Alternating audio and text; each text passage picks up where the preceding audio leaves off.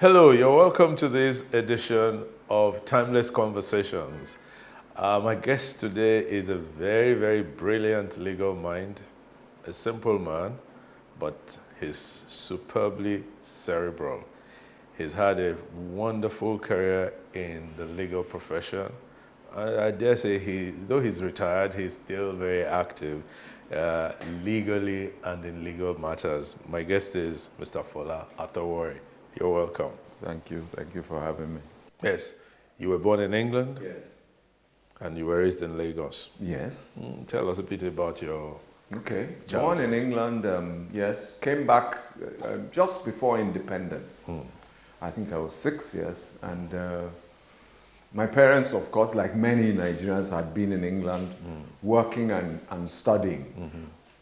Learning or acquiring skills which they believed they would invest in the about to be independent country. So people did not stay in those. In fact, if you stayed, you were considered a bit strange. You were expected to return as lawyer, doctor, engineer, whatever.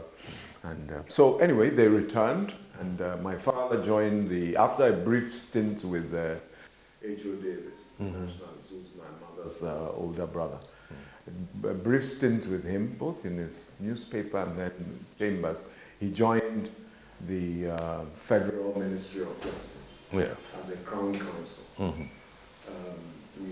So basically my life, the early years were spent in Ikoyi. A completely different Ikoyi from what there is today with all the fences and big gates. And it was an open, lovely space, huge compounds for each officer, if you were lucky to get quarters. So we grew up there, my sister and I and all my friends, the Dadas, the Cokas, etc. And we spent a lot of time in nature because there was the Ikoyi Park, there were the water, what do you call it, the lagoon. The lagoon, yes. Right down to Tumble. There was none of all this fencing and sand filling. It was just an open place. So we always went fishing. Caught all manner of fish, took them home. Our mothers would, fry them or whatever. It was a great life.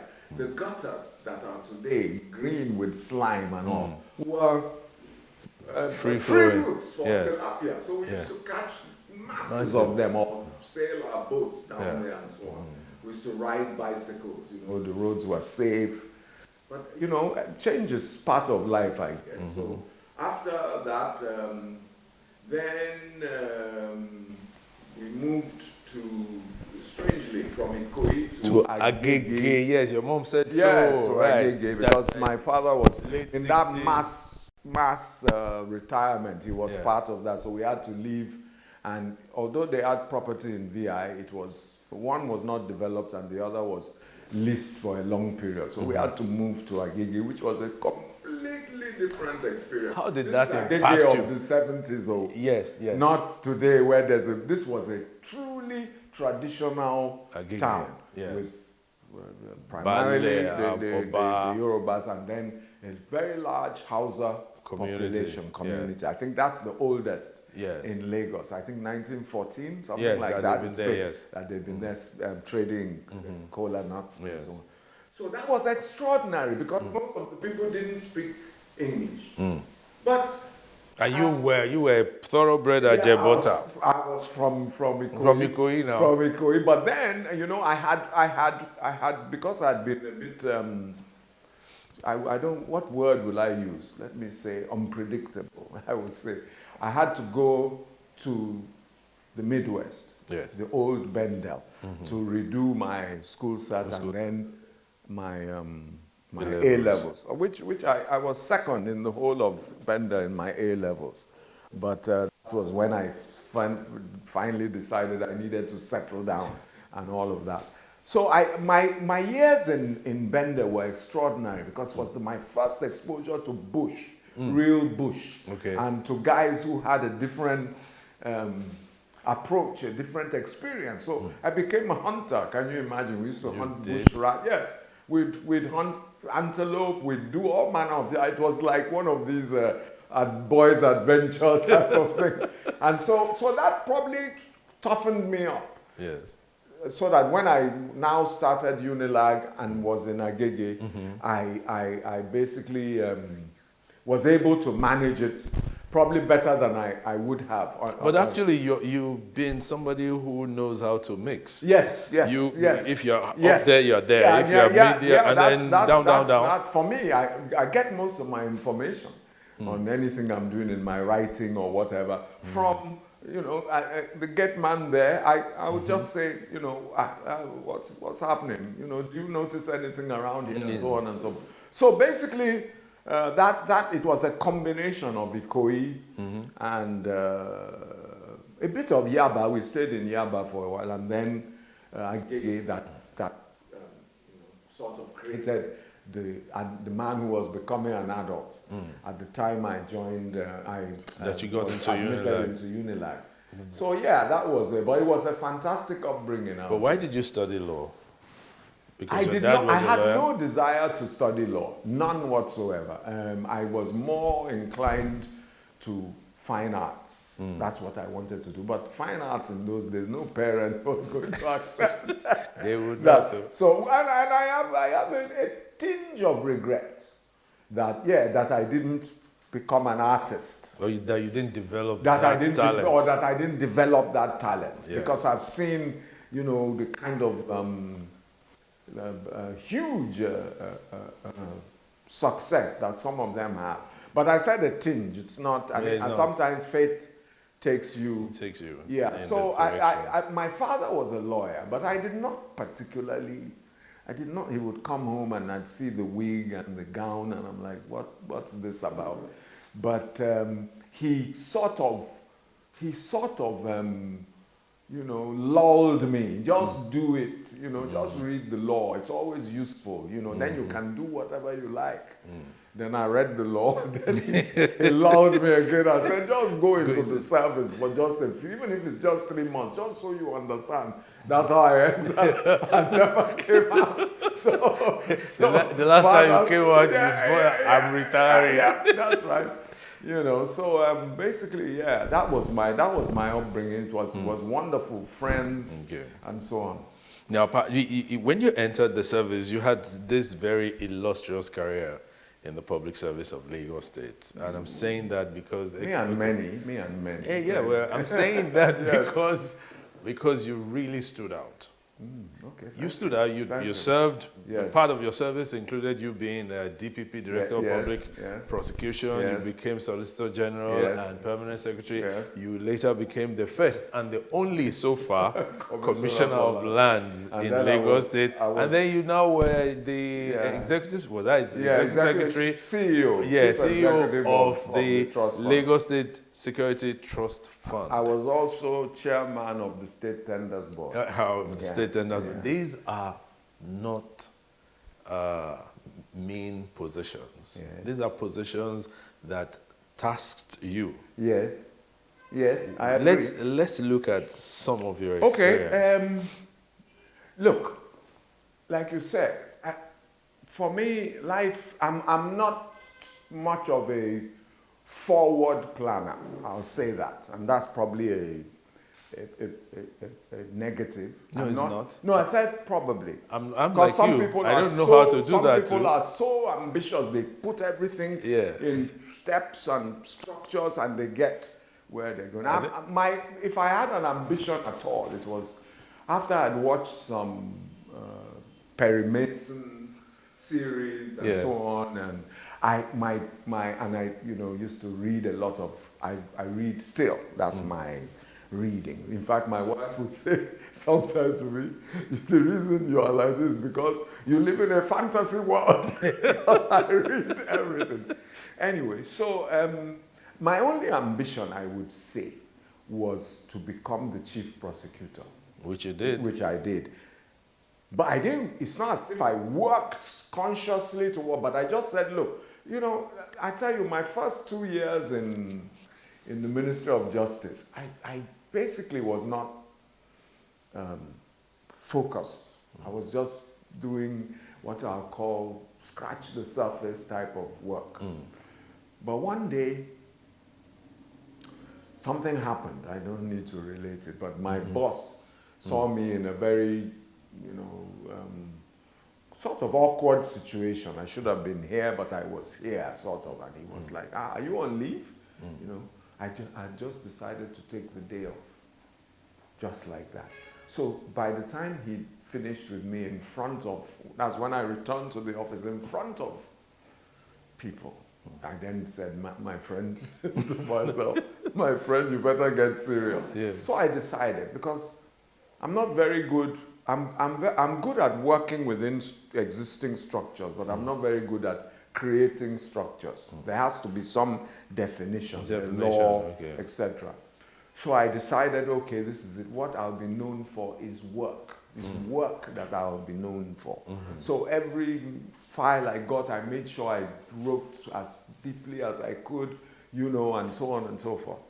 And one day I remember the then SSG, was it SSG then? Yes. No, we didn't have, there was a period there was no head of service. No, there was no, it was merged into the two. It was merged into the thing. So it was both the cabinet secretary and the head of service. Yes. So one day I was walking between block 2 and another block, and then I saw him coming. Who was that SSG? Adeyemi. Oh, yes. It was Adeyemi. So he now, I think I was kicking a can. Yes. As I was thinking about something. Then he said, young man, how are you? I said, I'm fine. He says, which ministry are you? I said, the Ministry of Justice. I said, you know me? I said, yeah, I think so, sir, because SSG then was too far now. You know. Yes, now. So then he said, what's your name? And I said, Arthur-Worrey. He said, oh, you are the Arthur-Worrey. Every time you write a memo, I ask my secretary to bring a dictionary because I know. So I was like, well, oh, so it has, you know, reached that level. So it kind of vindicated my stance that I'm going to be serious about, you know. So I worked through the years.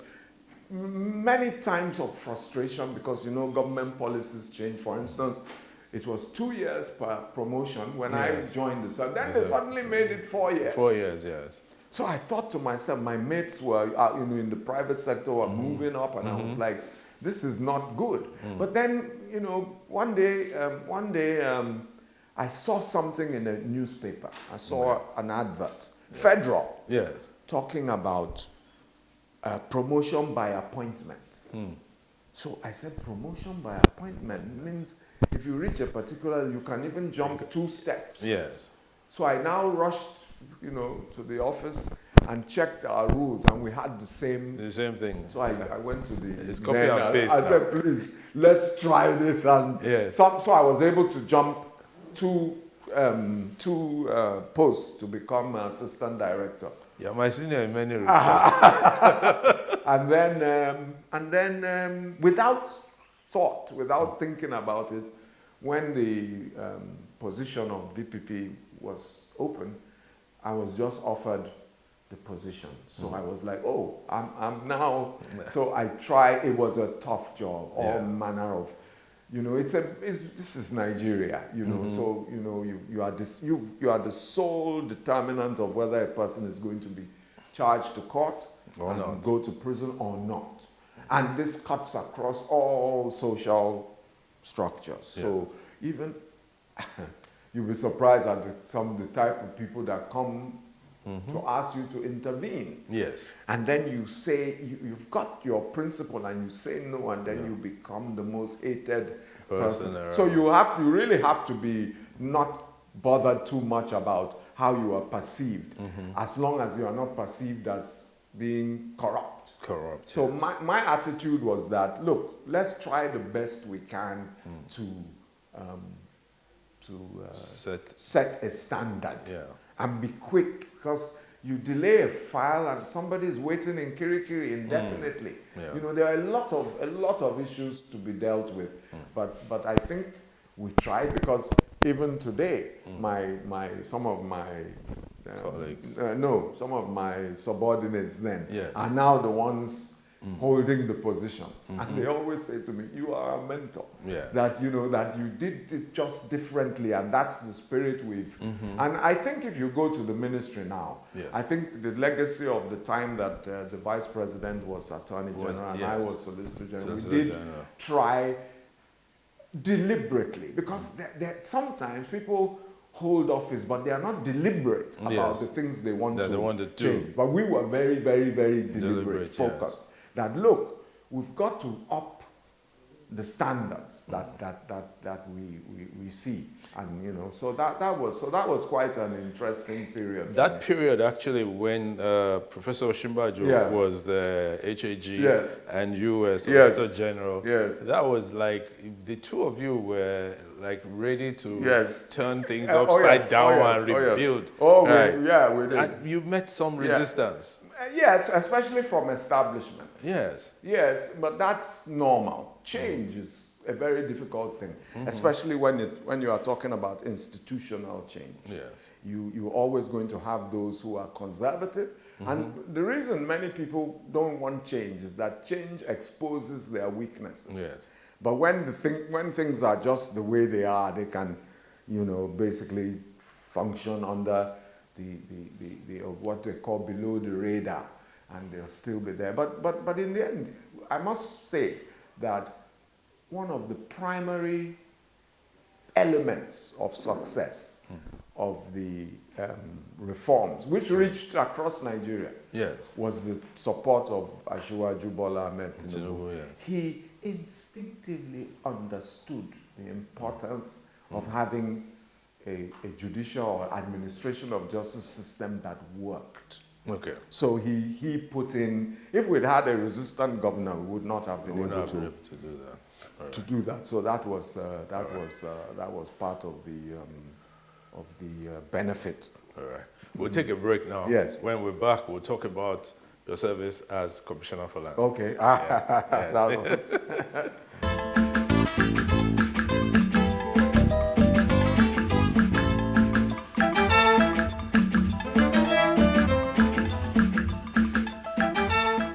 You're welcome back to Timeless Conversations. I'm still talking with Fola Arthur-Worrey, the first and the only so far Commissioner for Lands in Lagos State. No, that's not true. Okay. There was a commissioner under Jakonde. Oh, there was? But after Jakonde, for 20-something years, there wasn't. Okay, so you were not the first. So I was the second. The second. Okay, let's just say that you found yourself serving as Commissioner for Lands. Yes. Yet there is a Lands Bureau established by law. Yes. And the function of the Bureau is actually to manage the landed resources of the state. Advise. It's really to advise the governor on what to do with particular land schemes, etc. And to like present him with a list of, say, allottees that have fulfilled the conditions for whatever. So they are like the managers, but the final say is with the governors, according to the law. According to the law. And then he has the power to delegate to a commissioner. That was me. Okay. So when I was appointed, there was also a gazette which vested his powers, subject to his review, of course, in the commissioner, which was the first time in 20-something years that a commissioner could himself grant title. The grant title. And then I noticed that after that, there was now this further devolution of the powers to sign a COO. Oh, well, no, not, yes. It wasn't absolute. There are two types of COOs that were issued. One is where the governor makes a direct grant. And that's signed by him or his delegate. And that delegation must be specific in a legal notice. The second category is those COOs that were applied for by individuals who already hold the title in lands pre 78, you know, and then those are the ones that the commissioners and so on could sign, plus consents, you know, to mortgage, consent to assign, but a direct grant only the governor can and then sign the CO. Now let me ask a question. Let's review the administration of lands generally in Nigeria. Since 78, that's about 43 years now. Yep, that's right. How would you say it has fared? look, let's be honest with ourselves. Over time, for me, administration of processes has not been that efficient, generally. Yes. And you can see that every time a new regime comes, for instance, like Ogun State is talking about ECOO, Lagos State is also in that. Yes. But the the computerization of processes is not in itself a solution. That's just a tool. You still have to do the hard work of determining which documents get treated priority, which one is valid, which isn't, before you now the process. So I think that number one is that I think when we created multiple states, right, from 12 to now 36 plus the FCT, which is 37, I think that, number one, records became mutilated records because, this is Ekiti and from the old Western then region. you now cut this one off, and then you have a problem now of which records are we relying on and so on. And then the quality of staff, some people got promoted very quickly because either on indigent basis or whatever, or there's a vacancy because others have gone to, they need to be filled. So a level 12 officer, boom, is up there and so on and so forth. I think also, and I know that I could be attacked by this, but I've been in this system. I don't think there's enough seriousness about the way we approach things. That's deep. As a people.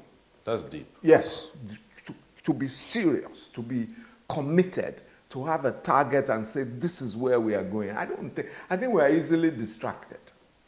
It's a cultural thing. And when you look at our educational system, it just teaches subjects, geography, philosophy. We are saying, no, teach people the benefit of discipline, of intent. That, look, check the movement of the British civil service, which is deemed today, apart from maybe Singapore, to be one of the most efficient in the world. This is a civil service. England may be a small group of islands, but my God, they are influenced. They're everywhere. They've got the British Council. They've got this. They've got what do you call it? Embassy, high commissions all over the world processing visas, And you find that what they do is they give you time. They say time. They say, in 3 weeks, you will hear from us. And indeed, you will hear from them. Yeah. In 6 days, you will, it's because they are serious. You won't see a British civil servant attending a social event during the week. It's not possible. But in Nigeria, somebody will have an event on a Thursday, and from 1 o'clock, every top person in that space is over there, surrounded by bottles, tables with small chops, and meanwhile, your workspace is you are supposed to end at 4:30 or 5. How do we solve that? And it's leadership. If the leader says, "What you are inviting me to are you nuts?" It's leadership. You see, for me, politicians are a bit too playful. That's what I believe. And since 99, we've seen how much investment in social events, in launching some street that you just started, and the whole day will be spent on this occasion. Nifa, let me ask you about that. Why must there be an inauguration of a basic mundane, road? Why must there be? Why must that hold? It's because it's a cultural thing. But we didn't see it growing up. It was there, I assure you, but not as because now it's also a business. Yes. Because when you do the inauguration, some people are going to supply umbrellas. Some people are going to do the canopy. It's the way it is. It's just the way it is. But the question is, how do you control it so it doesn't become the dominant culture? How do you must be able to say, look, I was watching a video of Boris Johnson, Prime Minister, running to catch a train, running. Yeah. The train is not going to wait for you. You are the prime minister, but that train runs on its own schedule. Yes. And then some lady in the crowd say, "Hi, Boris," very casual, very informal. That's we need to, I'm not saying that we're going to be like the British, but I think we need to demand more of our leadership. We need to be less, what's the word? We are very... we're too tolerant and too, worshipful of the leadership. You are my servant. You are supposed to work. So I think part of that's my view, and I speak of it as an insider. We are not serious. I'll give you one simple example. We have no respect for time. You can't make progress if you are not respectful of time. Of time. So punctuality is an English thing. I watched an interview where this guy was going around London just asking people their views about lateness. So there was this air hostess, obviously going to catch a train to Heathrow or whatever, walking. And then the guy said, "Excuse me," yes, said, what do you think about people going late for an appointment? She just said, "It's a bit rude, isn't it?" And she just kept going. People have got, look, what makes the British people is that British people are generally law-abiding. We are not law-abiding. So another problem of administration is that people don't follow the rules. Those who want the service don't follow the rules. If you give them a list of documents to attach to their application, they will not attach it. Something will be missing, and then they start telling you, "Hey, I'm like, what the hell are you talking about? We can't serve you." But somehow we, so we nibble at the edges of everything, and it just doesn't hold together. And then, of course, the third is profound levels of corruption. Profound levels that are scary. Quite scary. You see, because you're talking corruption now, let's jump to that. Okay. Let's look at it this Yes. way. There are many laws against corruption in Nigeria. There are. In fact, too many laws. Yes. Right? Well, too many. All right. But I think the major problem is enforcement. Right? For instance, someone embezzles, is proven to have embezzled money and all that. Yes. And big names, we just hear it. Yes. We don't know when they go to jail. We or don't see if- anybody or if- go to jail. Yes. Right? And then... And even if they do... Even if they do, we don't see it. The Court of Appeal will say, "No, it's wrong. Start the trial again." So what is that showing us? The level of corruption in any country indicates the level of acceptance by people generally. We know when we attend a wedding, right? We know that this level of expenditure is beyond the man's legitimate. We know these things. When a man buys a particular type of car, of a particular model and year and model, we know that this is not ordinary. Because another thing about corruption is that the money has no value. It's not something that's worked for. So we are casual about it. People just, we know, Lekon, you and I know how much some people spend on their side chicks. We know this thing. Yes. And so you ask yourself, and you made a point earlier when we were talking about, it's not just government. Yes. Because government, at least you even have some rules, as you said, and that's a very profound statement, observation you made. That government has Procurement Act,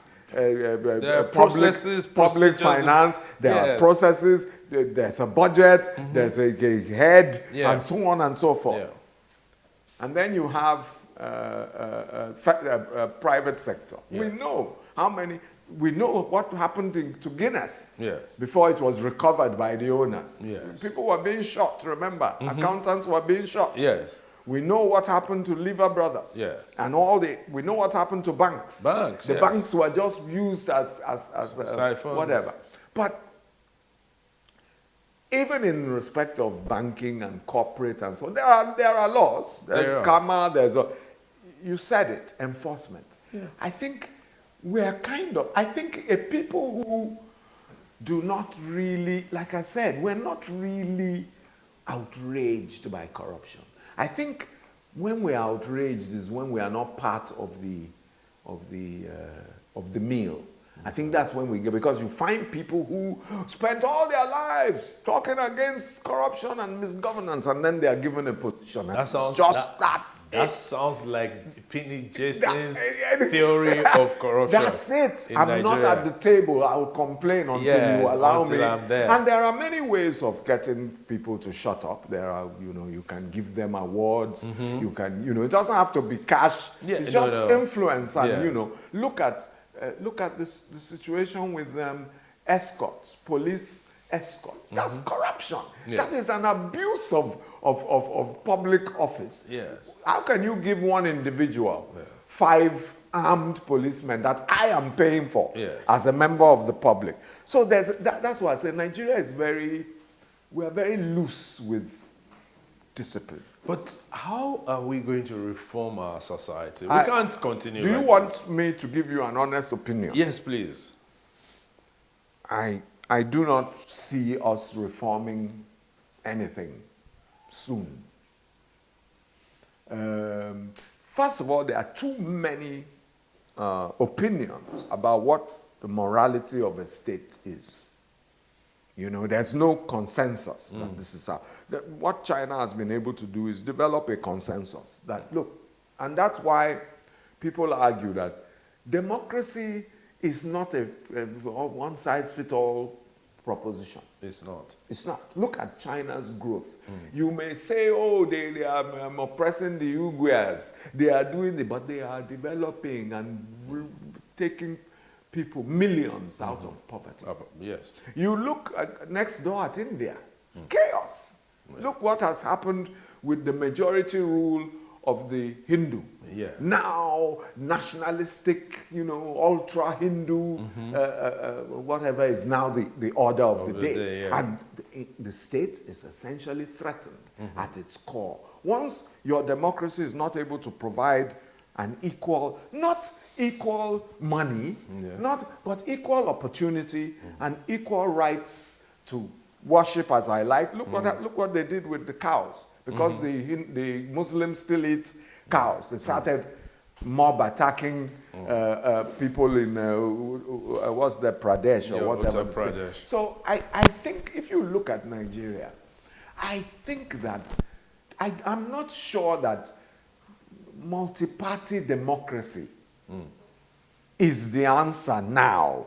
I think the regret that those of us who were old enough during military rule have is that the military itself were unable to avoid the ethnic and other, and the corruption. And if they had had the discipline of even a Pinochet of Chile, Pinochet, when he became president, Chile was a broken country, typically Spanish in its attitude, with no concern about time and order. But Pinochet, when Pinochet attended an event, he's there ahead of it. Anybody who comes there after, you're out. Yes.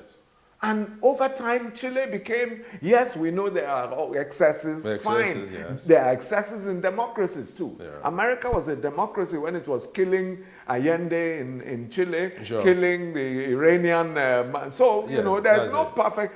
I just want a system that can provide a level of stability and order, and not have a currency that is 150 to $1 5 years ago, and today is over 500. And that's why people are leaving. Yes. Because they are like, what's going to happen tomorrow? Sort of thing. Okay. So I think corruption is basically, for us as people who were aware after independence, nothing new. You go and read the Foster Sutton report of 1947 indicting Zik and the African Continental Bank. You read the Coca report of Western Nigeria and so on. Then you read, in Foster Sutton also talked about the local government in the Eastern region. Corrupt top to bottom. you couldn't get a job without being corrupt. You couldn't get a contract without being, it's with us. It's nothing new. That means that we need to do something in terms of our psyche.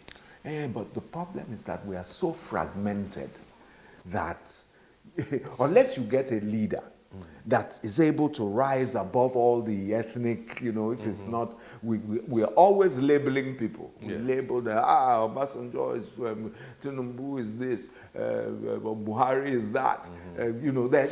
Nobody comes and is able to just rise above all the, the hoi polla and then make his voice the dominant voice. Okay. That's all. We'll take a break now. Okay. We'll continue shortly. Okay. Stay tuned.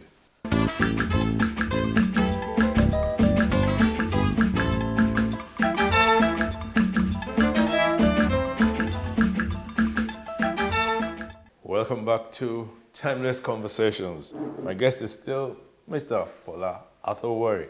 We're talking about things to do to change the country. Yes. But the picture is so dire. It's gloomy. Look. First of all, let us acknowledge that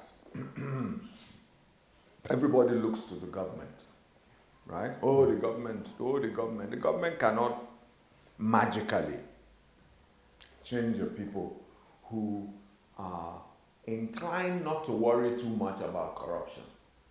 I don't care what people express, all kinds of anger, they write on WhatsApp and so on, but give them a little temptation. In 8 cases out of 10, they'll bite. So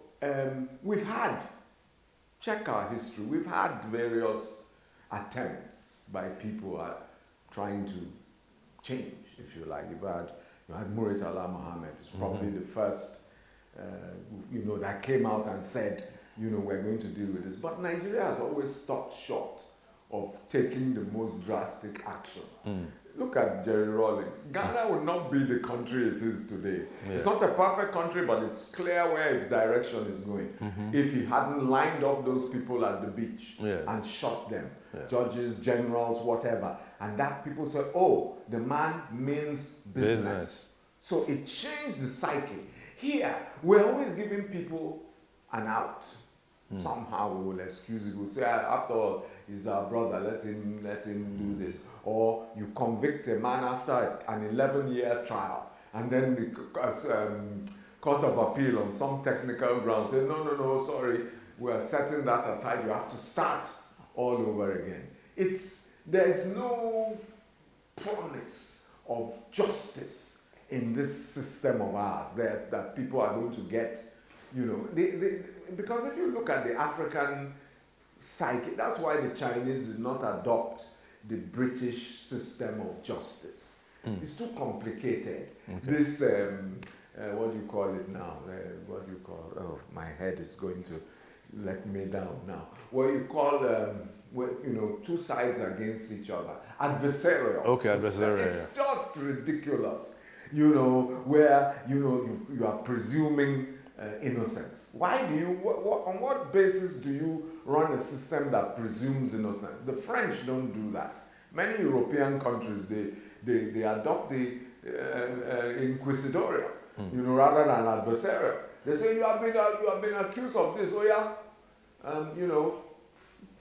Prove yourself innocent. Okay. But they put everything, and then although the state carries the weight of all of that, it's not properly resourced. Its mechanisms are not properly resourced. Everywhere I've been across Nigeria, when I've been doing seminars for prosecutors, which I still do, the number one complaint is resources. Either vehicular to get you to a particular court, books, everything, pay, robing allowance, all of it. So to me, a state has to be, that's why I said we are not serious. If we were serious and we really want to kill corruption, we won't be relying on the European Union to fund EFCC. Right? You give the Senate of how many people are in that place? 400 and something. Billions of naira. To do what, I ask you? There are enough laws, you said it. In Yes, fact, if we shut down the Senate and there are the enough House, laws. the country will run because there are enough laws. Yes. We've been passing laws since and even the ones we adopted from over there, plus new ones. If we said to the Senate and House, go for 5 years, we'll still be able to run the country. They don't do anything in particular, to me. Yeah. So I think a country, you see, we seem to spend half the time in governance on politics, and the other half so-called on governance. Because look at what's happening with the APC and the Buni, and who should it be and who it shouldn't be. And that's even a question I wanted to ask you. Where the courts have not clearly made a pronouncement, is it right for legal pundits or political pundits to start ascribing? It's the nature of the beast. If the court order is not clear, yes, in its, as a court says, you can't be this and that, right? That's what the court says. So everybody says, oh, you see, they're going. Then the same court said, but in this case, because he wasn't joined, he's the one. Yes. That for me is, look, it's the principle that we want. Yes. Not the technical, it's the principle of substantive law. Yeah. If indeed the principle is that you cannot be two things at once. Yes. The fact that you were not joined to a case does not mean you still shouldn't mean anything. You should not be a beneficiary when the principle has said you are excluded. So that's the thing. Even the courts sometimes are, what's the word I will use? The courts are sometimes vague. Deliberately so, I can't say. But sometimes it's as if they don't put enough thought into the implications of the judgments they give. Because it's very funny. Someone is saying now that, the job is not a paid job. It's not a paid job. But it's a job. That's it. That's why we said the principle is not the pay. Yes. It's not the pay. It's the conflict of interest that's likely if you hold on to these two positions. You are supposed to be serving your people as governor, not chairing a party. Yes. So, but you know, that's Nigeria. And that's why I say sometimes you can't, it's difficult to take us seriously.